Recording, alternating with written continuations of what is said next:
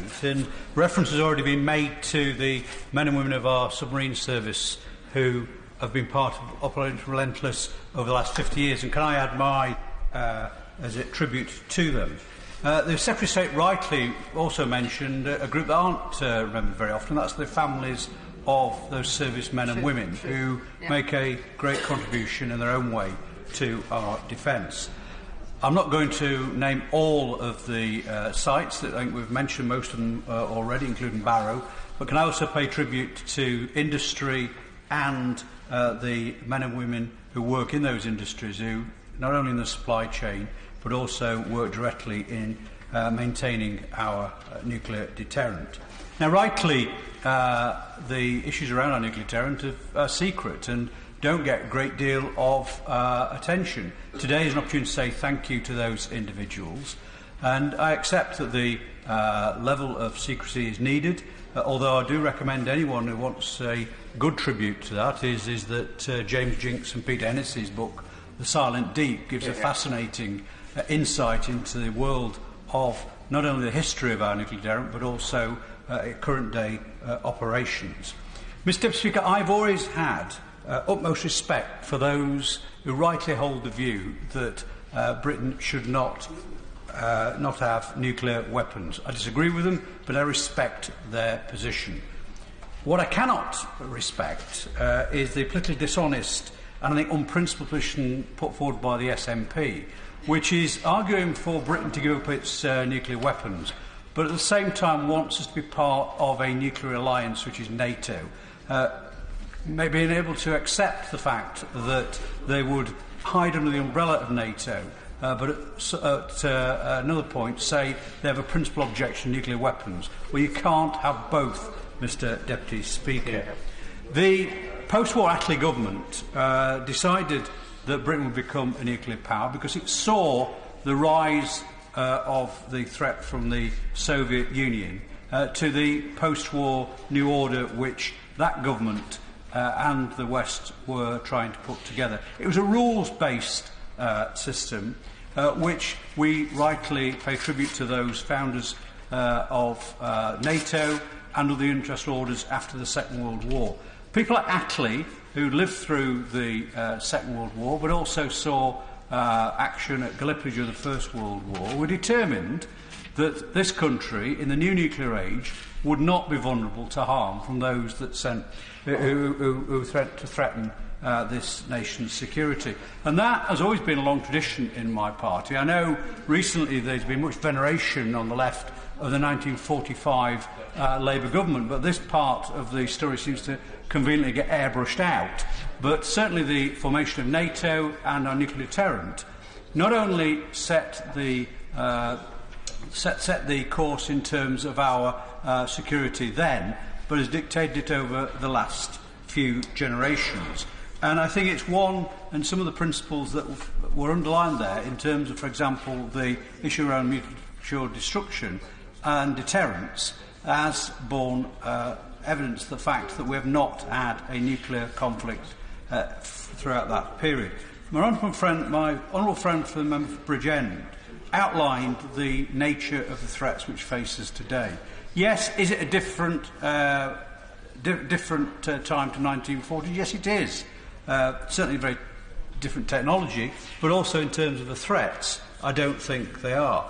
We did see the opportunity at the end of the Cold War when possibly there was possibility to advance more reductions in terms of nuclear weapons. Unfortunately, that's been snatched away from us by the current status of the present Russian government, who clearly do not respect the international-based order which our forefathers in post-war Britain helped lay.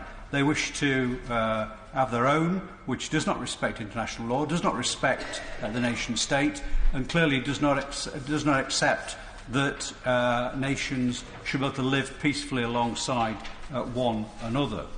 Now, I am one that is very clear that we should retain our nuclear deterrent. It's one which I think keeps us safe. It is one which, if we could disinvent tomorrow, I think most people would.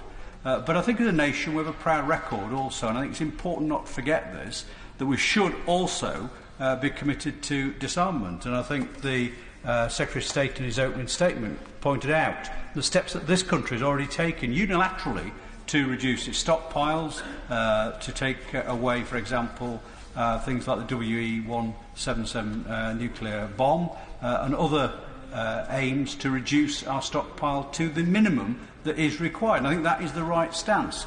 The other thing which I think is right as well is that we should take an active part in moves to actually stop nuclear proliferation and arms reduction. Now that's not very easy, as my honourable friend from Bridgend outlined, in the present climate, but that doesn't mean we shouldn't try. And that has got to be, I think, part of our overall policy in terms of maintaining CASD and our nuclear deterrent, but also a strong commitment to a nuclear-free world. Absolutely. And I think that is something which we can, work harder at. It is not easy, I don't think, in terms of the present state of the world, which in a lot of ways looks a lot darker than it has for many years. Can I also now turn finally to a threat that I do see to CASD? And that was, and I know the member for New Forest East and I myself were at one with this, was the decision in 2010 to delay the replacement of the nuclear deterrent. That has had huge issues in terms of maintaining CASD. It means that our present Vanguard submarines are going to be extended in life way beyond what they were designed to do, and I accept and pay credit to industry and others that are trying to do the refits and actually ensure that they... But can I just stress and say one thing to the Secretary of State? Could he please ensure that the Treasury realise that those refits and the money that available for those refits is vitally important, because we're not going to meet the deadlines in terms of the Dreadnought coming on stream.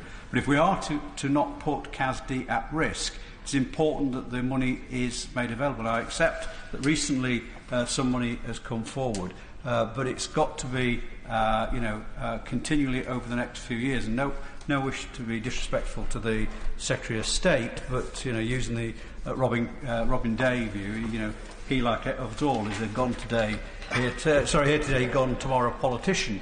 And I think it's important that we actually have that consistency that recognises the importance of ensuring that investment is there both for the life extension but also for Dreadnought as well. Because it is also important, and we cannot have a repeat of what we had with the astute submarines, where we turned off that supply tap, turned off the skills base, and then worked to try and do catch-up, which led to, I think, the problems we have. So we do need to be thinking now, I think, certainly on the design side, putting investment into, for example, the generation that comes after Astute, generation that comes after Dreadnought, because that's how we keep that capability together, because these skills are fragile if we do not invest in them.